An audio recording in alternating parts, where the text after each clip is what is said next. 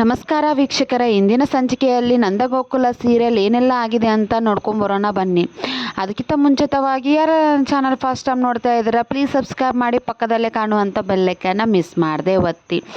ಈ ಕಡೆ ನಂದಕುಮಾರ ಬೀಗರು ಅವರ ಮನೆಯಲ್ಲಿ ಸಿಕ್ಕಿ ಬಿದ್ದಿರ್ತಾರೆ. ಯಾರಂದರೆ ಅಮೂಲ್ಯ ಅಪ್ಪನ ಕೈಯಲ್ಲಿ ಸಿಕ್ಕಿ ಬಿದ್ದಿರ್ತಾರೆ.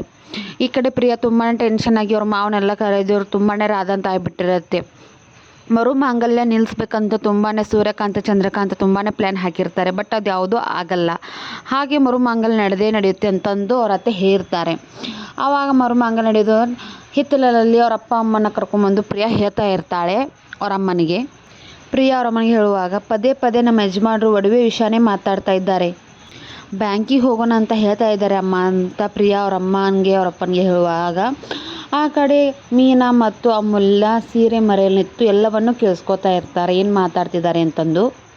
ನನ್ನ ಮದುವೆಗೆ ನೀವು ಒಡವೆ ಮಾಡಿಸಿದ್ರಲ್ಲ ಅಮ್ಮ, ಅದೆಲ್ಲ ಡೂಪ್ಲಿಕೇಟು ಅಂತ ಗೊತ್ತಾದರೆ ಏನಾಗುತ್ತೆ ಅಂತ ಯೋಚನೆ ಮಾಡಿದ್ದೀರಾ ಅಮ್ಮ? ದಯವಿಟ್ಟು ಏನಾದರೂ ಮಾಡಿ ಅಂತಂದು ಪ್ರಿಯಾ ತುಂಬಾ ಅಳ್ತಾ ಇರ್ತಾಳೆ ಅವ್ರ ಅಪ್ಪ ಅಮ್ಮನ ಮುಂದೆ. ಅವ್ರ ಅಪ್ಪ ಅಮ್ಮ ಸುಮ್ಮನೆ ನಿಂತಿರ್ತಾರೆ. ಆವಾಗ ಎಂಟ್ರಿ ಕೊಡ್ತಾರೆ ಮೀನಾ ಮತ್ತು ಅಮೂಲ್ಯ.